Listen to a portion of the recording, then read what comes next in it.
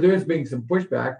How is that project coming as far as, do you see the BLM saying go proceeding, or are you think they're going to put a kibosh on it, or can you get any kind of a read on the room on that?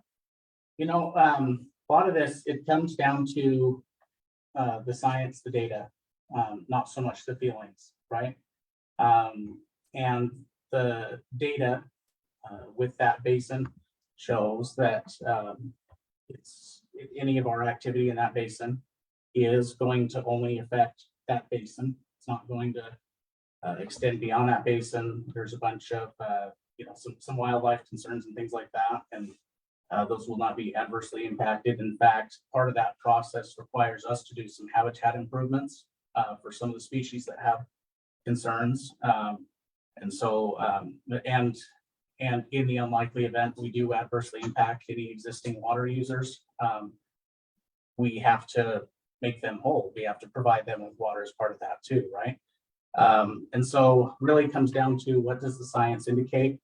And have we demonstrated the ability to mitigate any adverse impacts, which we have, and that's the scope of the BLM's involvement in that approval. And so, there's people can say, if you don't like the project, you find things to say about it, right? And it's not based in data, in fact, but it's more political or feelings driven, so you can talk about, well, Iron County is not doing enough to conserve as it is, right? And we've made a number of policy changes and program changes over the last several years. Cedar City Corporation, so that's not part of the water district, right? Cedar City Corporation has made a number of changes even just in the last year on how we do that. The water district's been working with agriculture on conservation measures. There's a whole lot of progress being made. We could go into depth on some of those, but then at the end of the day, it's either driven by concerns about conservation or concerns about financial sustainability. And one thing that I don't think we realize too much. So when if you're buying an acre foot of agriculture rights in this basin right now, you're looking at about $14,000 per acre foot. Once you convert that to what we call depletion rights, that's closer to a little over 23 grand per acre foot. Now, this project was projected cost in the last fiscal analysis at 17 grand per acre foot of water, right? So that now with inflation and stuff like that, it may be a little more than that, but we're already, if this project is approved, we're already at a worst case scenario as far as financials go, right? We're already having to bill more for water, more for impact fees, more for everything else, as if it was very similar to if this project was approved. And if it's not, those costs will go up threefold. Tyler, walk us back just a little bit. What were the costs around 5 to 10 years ago versus what the costs are becoming now, and what are we projecting for the future of general water, for Cedar City specifically, municipal users? And can we blame Putin for the increase?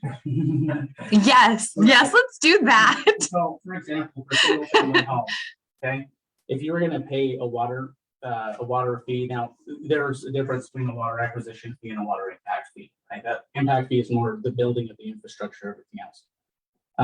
The water acquisition fee is how much does it cost to buy out a farmer's agriculture rights so that you can now divert those to a house. Okay. Between the market value of those rights being, about 3 grand per acre foot at the time, even about 2 or 3 years ago, it was in that ballpark, about 3 grand an acre foot.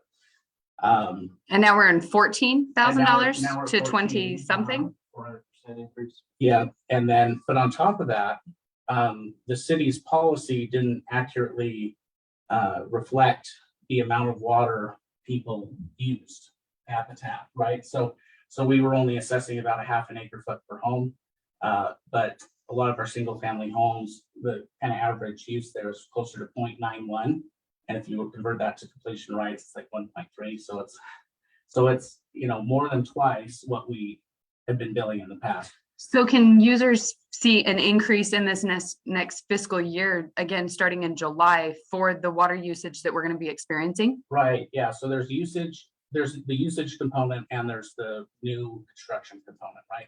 So the new construction component, the last phase of those increases takes effect June 15th of this year. So with new construction on a single family home, a fee that was $1,000 a couple years ago is now going to be about 24 grand. Wow. Yeah, I'm sorry, did you say 24 grand? 24 grand, yep, because that is the market cost. And it was how much a couple years ago? About $1,000. And a lot of that is because we hadn't done the math on how much homes use at the tap. A lot of that is the change in the market value because of the state's groundwater management plan. So there's a lot of So it's not just you guys writing in a pencil and saying, oh, well, because of the construction, we're going to increase this. no, It's yeah, statistical analysis. yeah, And that's the market cost of acquiring the water that a single family home uses. Now we do have a program that will also take effect June 15th that allows developers who use a conservation minded development to pay a much lower fee, closer to like 10, 11 grand. But That's again, still a huge increase. Huge increase, yep. well, and for And everybody, so we talk about, you know, people say, oh, unsustainable growth. Well, guess what? If the market value of that water goes up more, that fee has to go up more. And eventually people won't be willing to pay that kind of a fee to build new. it restricts the barrier to Are entry. you worried about that in this case, actually? Yes, yeah, I am. And that's, you know, that's one of the things, that's why we're looking at our zoning and land use policies and making sure we're not exporting all our youth. Because, I mean, what good is it to save a community when all the youth have to be exported? If you lose your culture, you might as well, you know. Wait, are you talking about trafficking? You're like talking No, about no, exporting you. No, I'm talking about. It's about Operation Underground Railroad. Sorry, thank you. Yeah, I just wanted to yeah. clarify. Yeah, We're just shipping our youth off. No, but when they finish school, if you can't get into a house because it's too expensive because of the cost of water or whatever else, right? Then they have to move elsewhere and work elsewhere, and then you don't have a town worth saving after a few years. So right? kind of give us some perspective. We have a few minutes left in the show. Yeah. Do you know what Washington County's, I'm going to just call them hookup fees generically so people can kind of understand. All of these costs are rolled into the cost of the new build home. Mhm. But water specifically went from about $1,000 to about $23,000, $24,000 to just hook up to the city's water. Relative, what does Washington County look like? Do you know those statistics? I think they're pretty comparable. Yeah, comparable to the current rate that Cedar City is going to, yeah. So they're in the 20s as well. And yeah, that includes your impact fee. We And that mentioned includes right? an impact fee. So I Yeah. know a water acquisition fee, I think down in that area is, 10 grand plus. And it's similar to what the city is looking at, where it depends on kind of your plan and your plan development. If you plan on using less water, then, you can have those reductions. If not, it'll be a little bit more. So you're saying I can't have my grass? That's a whole nother radio show topic. Yeah, right. That's a whole other fun, right? You should have your grass, but you should not have grass in places where you don't use your grass. Ah. And that gets into the user fee component too. So once we're all part of the problem, right?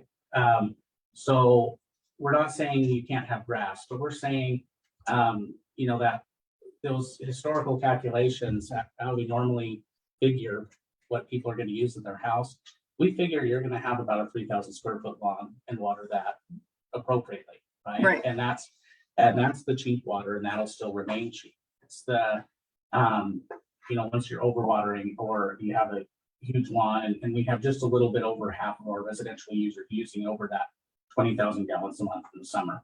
And we have a quarter of them that are using a full twofold of that or more, right? Oh my. Yeah, and so for those rates, once you're into that level of usage, those will more than double over the next 4 years for Cedar City users.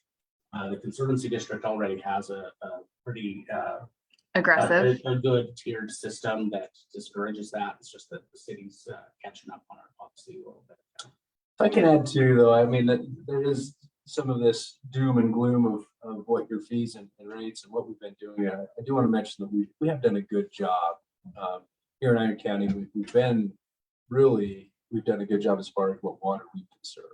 And of course we can do better. And that's the things that we've been highlighting here.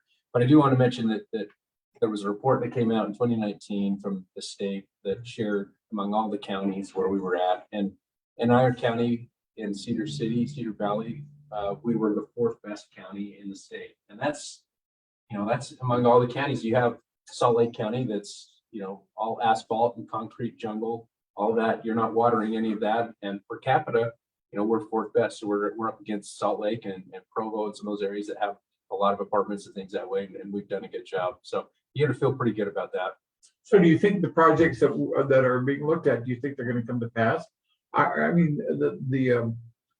the cynical one of me says, how long will the lawsuits hold up the project for bringing the water from Beaver and stuff?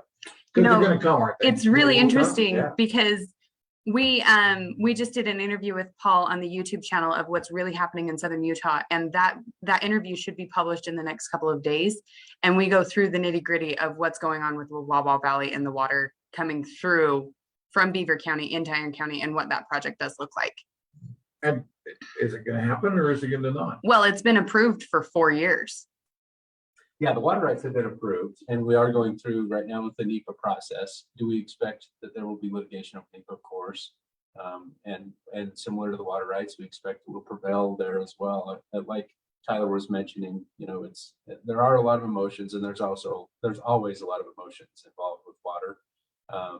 We've done everything the correct way. We followed all legal requirements and law, and I think it's a good project. I think it's got a lot of good merits, and it's definitely needed here in our basin. Not only is it needed on the basis as we've been talking today a lot about growth, but the other side of that coin is that all of the municipalities here in Cedar Valley, they stand to lose 75% of their water rights through the groundwater management plan. So we're talking everybody that lives here. This is the future water for us that live here as well. What would you say to the people that would say to you, conservation alone is enough? How would you answer that position? And we have 2 minutes left just to put a time on it. Okay, perfect. Yeah, I'll hopefully be quicker than that. If I just kind of regurgitate what I just said, as far as 75% of the water that we currently own among municipalities, we stand to lose that. You can't conserve through the groundwater management plan. So the groundwater management plan is a state plan that came in to reduce water rights back to a safe yield in our basin. We're using more water than what's available. And so in order to bring that back to safe yield, the state engineer is going to come in and start reducing water rights. And the agricultural users, most of those have the senior water rights that won't be cut. But among our municipalities, we have a large amount that will be cut. And so to bring that into equilibrium, we stand to lose that. And you just can't conserve your way out of a loss of water. You can't conserve something you don't have. What an enlightening show today on Wired Wednesday, because there's so many more conversations that are surrounding this. We hope to have you back in the future. Thank you, Tyler and Paul, for joining us today on Wired Wednesday. This is your local Farm Bureau financial agent. I know that council members have different responsibilities that they so is water your thing? Oh, yeah. So Councilwoman Hartley and I from Cedar City are assigned to the Conservancy District Board as well. And that's the hat I have on today. Oh, I thought you just, we're really good friends and, Paul punished you. Yeah. Cool. Anyways, thank you for joining us for Wired Wednesday. This is your local Farm Bureau financial agent, McKinnon Hansen, specializing with commercial products, succession planning, and general home and auto. My number is 435-592-2021. Again, on Facebook, if you guys want to comment and ask further questions or want clarification on today's show, please find us on Wired Wednesday with McKinnon Hansen. Thank you so much for joining us. Is that your Facebook page? Mm-hmm. Bennett bailed on us, so I got an extra minute.